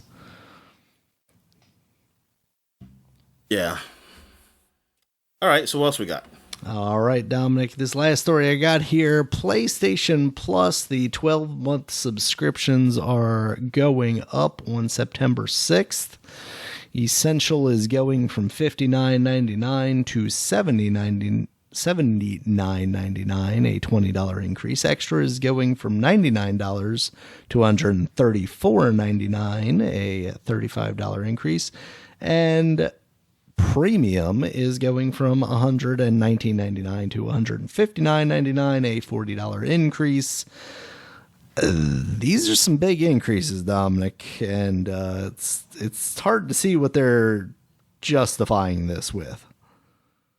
Yeah, this is like, like when you see increases like this, like on when the Netflix used to be like maybe like $1 or something. Like they went up $1 every now and then, blah blah blah. Like, and to me, I feel like you could complain about it. I mean, I can complain about it, but I'm not gonna lie. I don't really know the financial situation, so I don't know if that is actually small or big or what Netflix is doing. I have no idea. All I know is that when things go up, who likes to pay more? Yeah. That's just it. like who likes to pay? Who says like, you know what? I want to pay more. I don't know. So, but like this, like if I heard somebody told me they're going to increase it, I'm thinking like, oh, what, they're going to go like $5 up or something. Yeah, I mean, even if we're talking like $1 per month, that's $12 increase on the high end, Yeah, it like because it's $60, I'm like, oh, well, it's going to go 65 or set or like 70, like it's gonna go $10, up, like everything's gonna go up $10 at the most up. I'm thinking at the most like 10. Like I'm not thinking 20, and I'm not thinking damn 40 or 35. Yeah, like that feels the high end ones big. Are definitely where you're like, whoa, what are you guys doing? Yeah, here? Yeah, like you really, that's a big leap. Now you can say what you want about like what you get for your buck. I mean, you can say what you want, but if I'm already paying this and you want to increase that, like. Yeah, I'm sorry. That's a big increase. I don't care. Like you could give me say, hey, this is only $1 a month. I think this is ridiculous as $1 a month, but you know what? You may be paying $1 a month, fine. Then next thing, like a year or whatever, so you say, okay, the next subscription, we're going up, man. It's going to be about $50 now or something like that. I'll be like, what the hell, man? And then you can say like, well, yo, you get like what it's worth, man. You was getting banged. Said, yeah, but I was already paying this. That ain't normal. It's like I can't. I got to think. It's like, oh man, I'm keeping this. Do I really need this? It's like oh, whatever. Like yeah. So yeah, I get it that some people were upset. Because it's a huge increase. Like it's a huge increase. That yeah, you would question and say like, okay, is it worth it for you? To continue this. Yeah. Even for the people who just play online, like some people were even saying that, like, I don't play online as much anymore, so it might not be worth it for me to even do this because the free games are not like some people are noticing, like, I don't play them. Yeah, I'm not even playing them really, or anything like that. Yeah. Or now, do PlayStation give you the option to just pay for just a month? They do. So that's where this gets kind of interesting because to go down the list real quick, Essential will cost $9.99 a month, $10 a month. That's $120 a year. So $79.99 is still a discount. It's just not as much of a discount as $59.99. Extra is $15, $14.99. $180 a year, $17.99 for premium a month, $216. So you're still seeing a discount when you're buying the full year up front. It's just not as severe a discount, and I think that's part of the problem, at least for me, is when I look at that, I'm like, okay, and I even when you first texted me about it, I was like, okay, if it's $135, divide that by 12, it's still less than like $12 a month. And I think the service is all right. Like, we criticize it for what it is. It's not as good as Game Pass because it's not as full. Like, you don't get those games on day one, but if that doesn't matter to you, they'll eventually get there and you can play those first party titles. You don't have the streaming stuff, which, depending on your situation, sucks. Now, premium, that's a whole other thing. Premium just doesn't feel like it offers enough over extra to be worth it regardless the price, because they're basically giving you some PS1 games and some PS4 games that you can stream, and that's kind of the extent of it. There's like game trials, I think, as well. But everything else that you're really looking for as far as like that catalog is in extra. So, like, the value isn't bad, but when you start to, like, consider, okay, now I'm a person that has Game Pass, and this is me specifically, everybody's not going to be in this situation, but where you have Game Pass and you have a PC that you can play well enough some of those games, or an Xbox that you can stream it to, or a PC that you can stream them to using that service, and those games are releasing on day one, do I also need the PlayStation equivalent? And that's where I start to wonder, because it's like, okay, you made this less of a deal for me. Now, like you said, I'm having to think about it more. Whereas, like, when you do those small increases, like Netflix, I mean, shit, man, I've been a Netflix subscriber for probably over 10 years at this point. And do I use it enough to get my money's worth? Probably fucking not. But because they do those like little paper cuts of price increases, it's like, okay, whatever. I might want to watch, whatever's on there eventually. So I just kind of leave it alone. It also has the benefit of being like the first streaming service. So it feels like it's almost grandfathered into my wallet at this point. And for games, like, that's kind of where Xbox is right now, because I've been paying for Xbox Live for so long. It feels like the service that's just getting kind of grandfathered in, but it also has the benefit of those features that I'm looking for. Whereas, like, Sony, I mean, we just saw a price increase for Xbox Live for Game Pass. And, you know, whether it be that they laid it out by month or whatever, it doesn't feel like as much of a hit as this does. Yeah, it doesn't. Yeah, because it wasn't that big an increase. That's why. It was things shifting. But it wasn't like dollar amount increase. And then, like you said, what it offers, what it was offering for each one, it's man,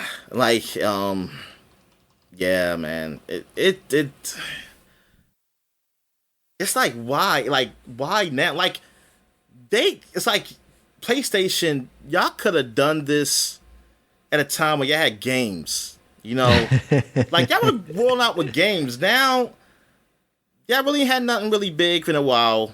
Spider-Man's coming in a couple months. Yeah. Or, well, a month, I guess. A month and days, whatever. Like, why do this? Like you do it when nothing's happening. Like, if you would have did it when it's like, where like you did it like you had a big game out or something like that, like back like when you had some games coming out or something like God of War or something, or maybe Spider-Man came or when Spider-Man happened or something like that. Yeah, it came out and then when those games are dropping onto that service, right? It's like, okay, exactly. Spider-Man 2 next week is going to be available on Game Pass Extra, but also the price is increasing, like that kind of stuff. Just like how with Game Pass you saw it go from like a month to a week of trial, you know? Yeah, like drop something big. Say like, oh, this is just a special thing. Like maybe because you don't want to do that, you don't want to make it a regular thing, but you do it when like it's like what? It's like I don't know what was the thinking on that? Like what was the plan here? Their plan was to put it at the end of a blog post and for as few people to talk about it as possible. Yeah. Yeah, it sucks. And so soon. So soon. Yeah. Like it gives you I mean, and I get it, because you don't want people to start buying up, I guess, like service stuff. Even though I don't know. Is that I guess I'm just I always wondered that. Like, I mean, how much Xbox, time you could stack those cards. Like, you could buy like 5 of them, and you have 5 years worth. So I'm pretty sure you can probably do the same thing with Sony. I mean, that's the other thing, right? Is like we're hoping that somewhere soon Xbox is going to have that family plan that they're coming out with. And to my knowledge, Sony isn't doing or planning anything like that publicly at the moment. Yeah. So there isn't a way to possibly get it cheaper in the near future. Which, speaking of which, why is no one pushing Phil Spencer on this? Like, what's going on here? I don't know. Where's our family plans? Yeah. Well. Oh, actually, Daniel. I need to get to that. I found an article of like they took away the family plans from everywhere else. They said they're done with the with the trial, testing and stuff. So, but there's no report of it ever coming back. So it could be. I don't know. I don't know They're if like, it's going to be a thing. This didn't work out for us. We're gonna. Yeah. So, that sucks. So I was like, damn, man. I said, oh my God. I didn't think it was going to be something like that. I thought it was going to be like this, going to roll it in, you know? Yeah. Now they take it away. It's like, oh man, this is going to be like a multiverse situation here. Is it going to come back? You know, in multiverses. Yeah. We took away the game. We'll see at the beginning of next year if that does come back or not. Yeah, I'm looking at this now. Note on August 15, 2023, the Xbox Game Pass Friends and Family Preview program will end as we review what we have learned over the past several months and investigate how to build an offer which we can launch worldwide. And that definitely could put a damper.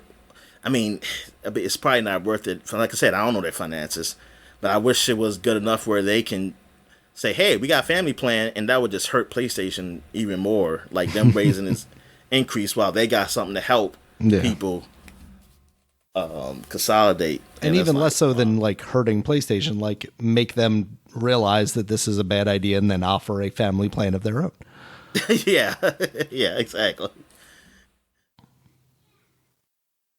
Like, that's what I need. Yeah, because I mean, it's so crazy that Nintendo of all people are the ones that offer a family plan currently. They actually, yeah. That's so crazy.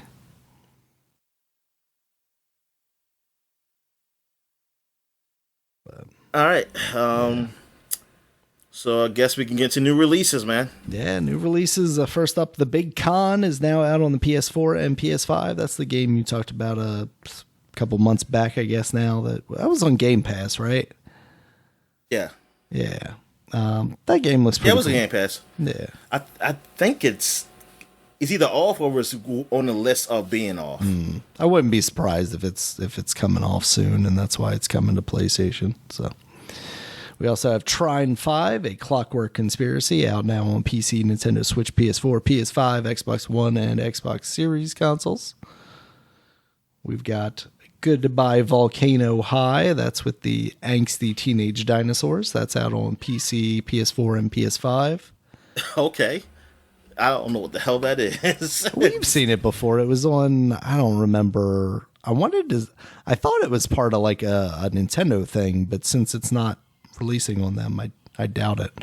Might have been part of the PlayStation Direct. Oh, okay. But it looks like a visual novel style thing, but they're like teenage dinosaurs. Yes. That, okay. Yeah. Yes. And then, of course, you mentioned... Very wokish. Yes. Very wokish, yes. Yes, woke dinosaurs. And then, of course, you mentioned it earlier, but Sea of Stars, Nintendo Switch, PC, PS4, PS5, Xbox One, Xbox Series, Game Pass. So, yeah, it's getting really good reviews. You might as well mention it, man, because, I mean, the game is going to be out. It's the biggest game, so, as of right now. I know it's not officially out. Yeah, but I'm not going to wait till next week. I'm not paying for that game to mention it. The early access of Starfield is out. The game officially comes out on Tuesday. Yeah, reviews are out there. Everybody's talking about the reviews and stuff, right now. And, it's crazy. It's crazy out there because, I mean, I will say this. I'm not that I need reviews to change just to make me feel better or anything, but I am kind of upset that it's not as high as I wanted to be. Like, I wanted to be... Because it's like, darn, Xbox still doesn't have that game where everybody just, like the gaming community as a whole, just like, yeah, this is a great game. Yeah.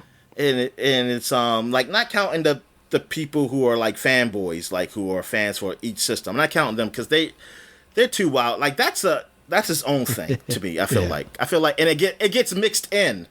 It gets mixed in with the people who just like games. And that, I mean, that becomes a problem, but you can really kind of differentiate what's going on. Well, some people can't, really. So I mean, that becomes a problem because, like, you got a couple of reviews that were 7s, which is and I think more reviews are coming out because some people didn't get the review code to review the game because of reasons and which they would like to tell you. They do tell you like probably because they want to say like, oh, because Bethesda they did something that Bethesda didn't like in their past, blah blah. I know I saw Jason Schreier still talking about that still, and I'm like, yeah, I get it. I mean, I get, yeah, you did, but it's like I don't know, I can't. It's like, I'm happy that you put that leak out. I'm happy y'all sites do that. Like, yeah. I'm happy y'all do it.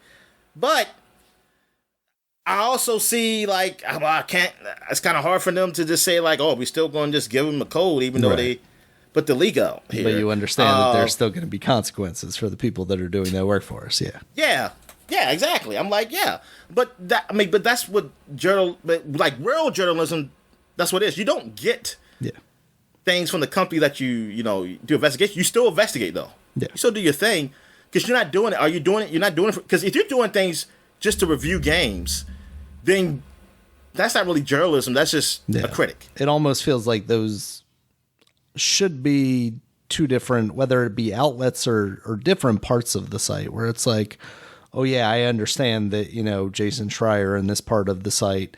I mean, maybe that's the problem, right? Is they can't, the publishers can't differentiate that. So they can't differentiate. It has to be a different outlet where like Jason Schreier needs to have the ability to do that, but maybe Jason Schreier doesn't review video games, Because it sucks, because it's like in newspapers do that.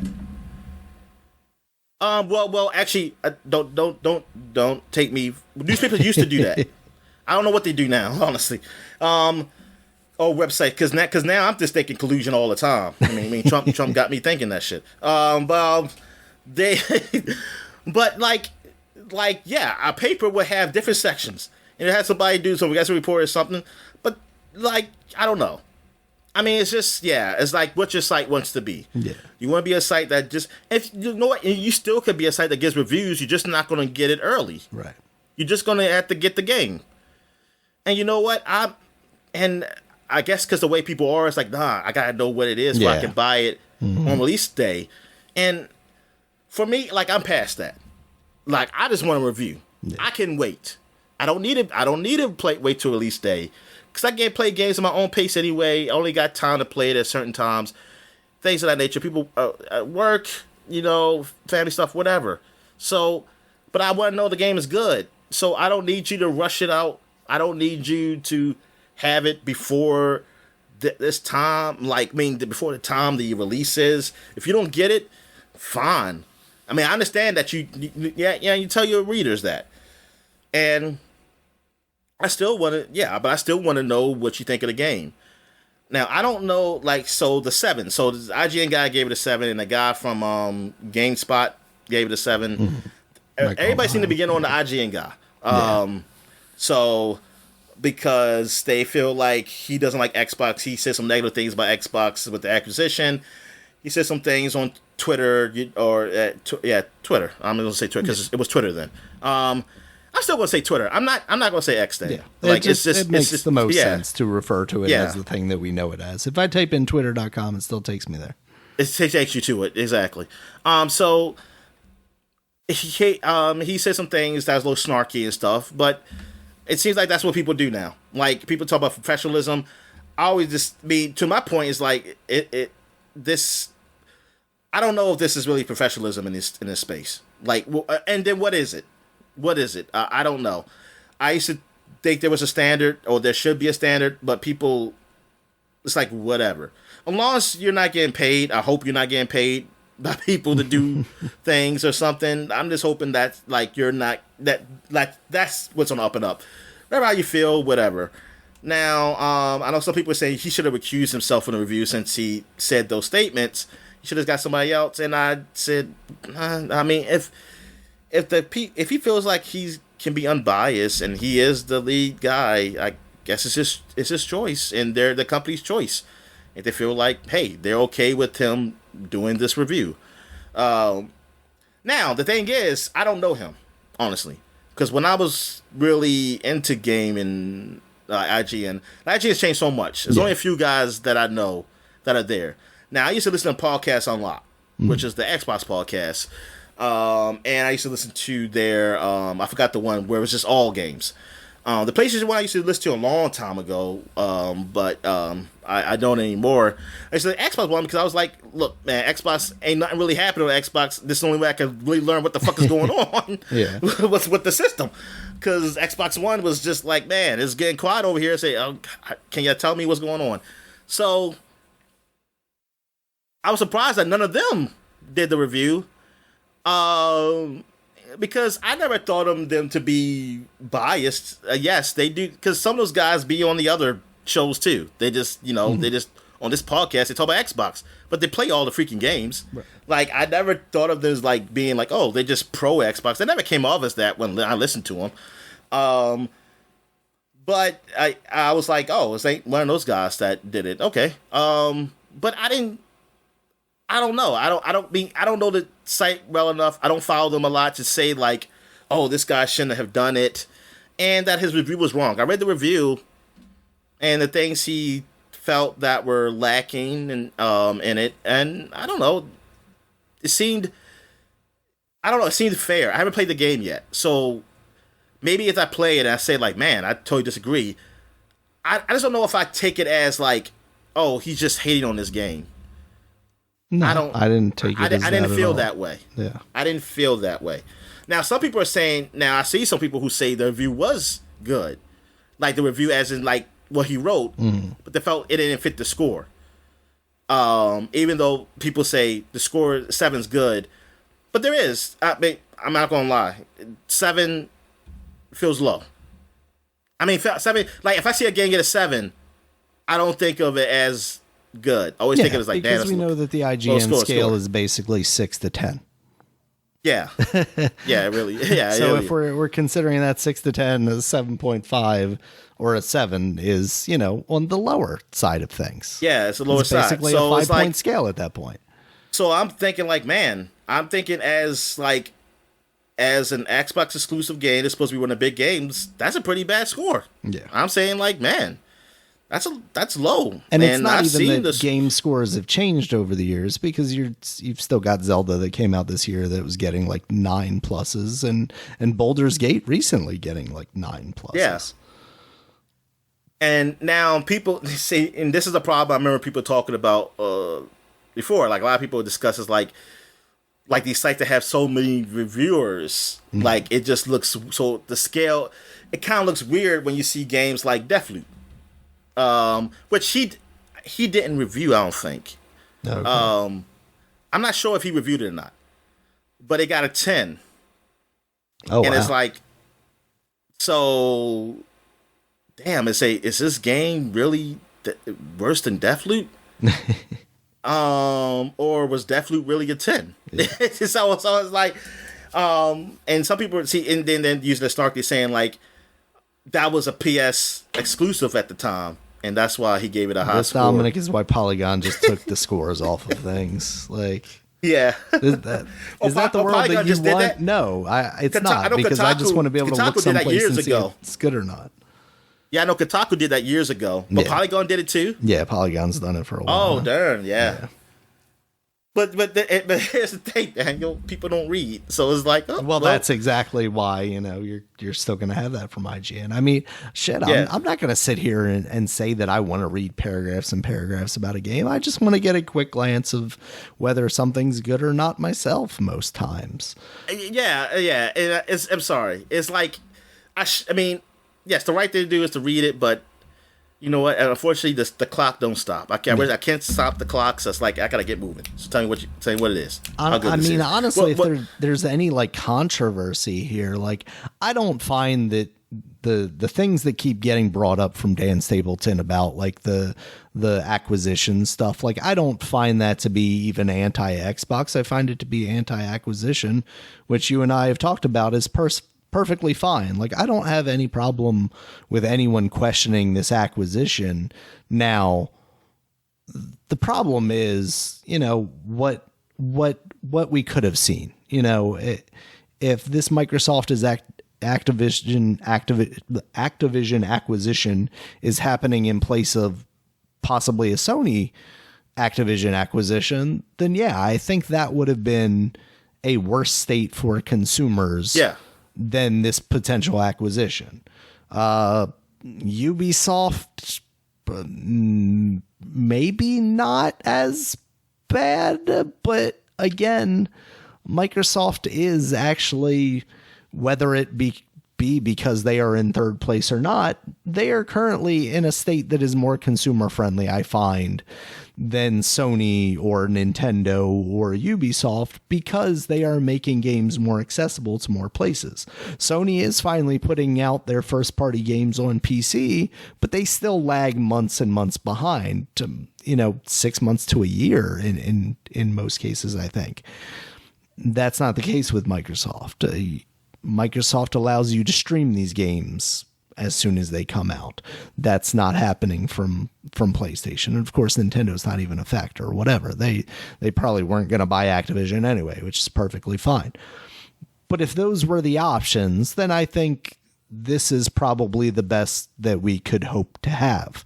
Now, if you wish that Activision was run by a better, leadership and wasn't a terrible company and was making the games that you want, independent of all these other publishers, yes, absolutely, sure. I wish Volition still existed and could thrive as its own company and make another Red Faction game, on par with Red Faction Guerrilla. But if we're having to operate within the confines of the real world and the capitalistic society that we've built around ourselves, then unfortunately this is the best option. So I don't look at the quote that keeps getting put up with this review and going like, oh, he's some biased piece of shit, as something that would entail that there's any bias there. Now, having said that, if you feel like this number is lower than the review score or the review itself maybe would entail, if I'm putting my conspiracy hat on, that's because if I look at a review and it's a 10, I don't need to read that review. It's a 10. It's a perfect game. I need to go buy it. I'm going to play it. I'm going to be happy. But if it's a 7, Dominic, and it's a popular game, I'm going to read that review. And you know that from experience, because when was the last time you actually read a review before today? Yeah, a little while ago. I can't even remember. Exactly. I'm trying to think. I think probably the last big game. Yeah. Maybe a God of War. God of War game. Just to see what people... Because it didn't get... I don't think I saw perfect 10s. Mm-hmm. Like, the last... I was just trying to see, like, oh, what's it different from, like, the first game? Yeah. Even though it got great scores. It definitely wasn't Zelda. Yeah. It wasn't... maybe Elder Scrolls, just to see why... that game, like it was Elden Ring. Was it something I would like? Elden Ring, yeah, Elden Ring, to see if there's something there where I would like the game. Yeah, because just to be just to see, am I missing out if I don't really get into the game? And I wasn't. Yeah, I mean, it's a great game, but it's not a game I care for. So like, if I really wanted to go down the rabbit hole of like impropriety, like that's where I would hang my hat more so than, oh, this guy is biased. That they, exactly. I mean, that's what I see a few people say that too. It's like, oh, okay, this get clicks. It's like this get clicks because like they said, because some people said I couldn't get IGN at the time when the review came out. I can't get the IGN to see this, even see the review. Because the reality is, like, also, how relevant are reviews anymore anyway? Because if you're on the internet and you're interested in a game, I can go on Twitch and see hundreds of people playing that game, watch them for 20 minutes and realize whether I'm going to want to play that game or not, as opposed to a review that's going to tell me their experience. Like, I can experience it secondhand instead of experiencing it basically like third hand almost. And it just, for like, if you're just one of those people who's like, I want peak games to win awards and the one expects to win, then it's like, this ain't gonna be it because this is 85. It's definitely gonna be Zelda or Baldur's Gate or something like that. I feel bad for you. I mean, that's what you. But I mean, it's like at the end of the day, hey, if you enjoy it, you enjoy it. You have your time with it, man. Like, that's where I really, I think, with that, I agree with that. Like, it's not so much does he hate them or not? I'm like, I don't know. I mean, I would think you'd be bigger than that. I was thinking like only. Especially a person in the industry, like in that, like, why would you even care? Yeah. In that way, like, yes, care about, like you said, acquisitions in general, but why would she care just to, like, oh, this is bad, but it's good. Now, because that's the thing, I never see anything about him saying that the Sony stuff is great or anything. Mm-hmm. But I'm not looking for it either. I'm not looking for him. So I don't know if it's like a thing where he's all good with Sony and he's bad. I have no idea.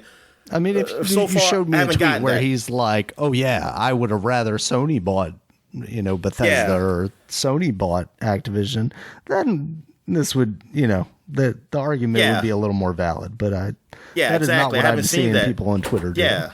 So I can't say that. I don't know. Based on the thing, I just think I think he's all right. Now the score, like I said, we'll see. We'll see if that's that's a score. But yeah, I'm more willing to say that that's really what it is. It is definitely to get the clicks. Yeah. And oh man, I mean, the traction. Come on. And like him responding just not just to say, look, this is my opinion, blah, blah, blah, and that's it, and just not talking, but him responding to people and stuff. I'm like, yo, like, it's probably good for business. As long as you don't say nothing ugly or nothing, this is good. Yeah. like I mean, good the as other far thing as, about that is like, yeah. You're at IGN. This is the biggest video game website. You're going to tell me that he just went on about his own business and put this score up? No, there are countless people that reviewed his review to make sure that the score was something that they agreed to. They weren't just going to let this man shoot from the hip on the Xbox and ruin relationships. Like that's not what this is. I don't believe it. Yeah, I don't believe that's what that is either. So. With all that being said, that game looks pretty good.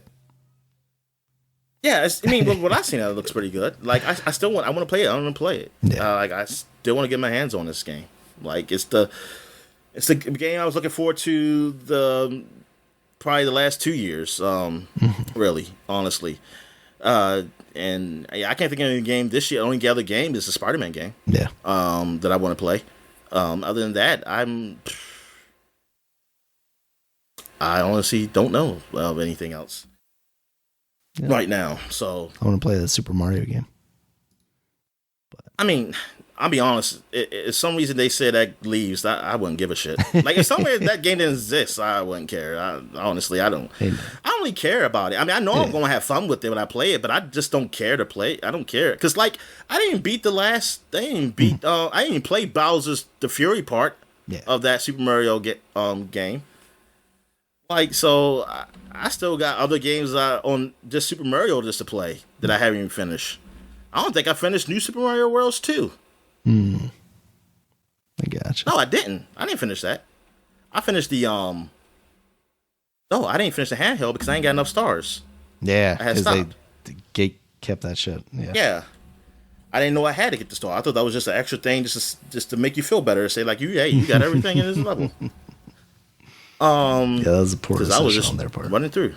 Okay. I guess that's it. That's all I got, man. So I guess we can close it out. Yeah, we'll wrap it up. Thank you guys as always for listening. You can check us out on Twitter. Dominic's at DStallworth5. I'm at Regulus MB. The podcast is at Supapod, SUPAPOD.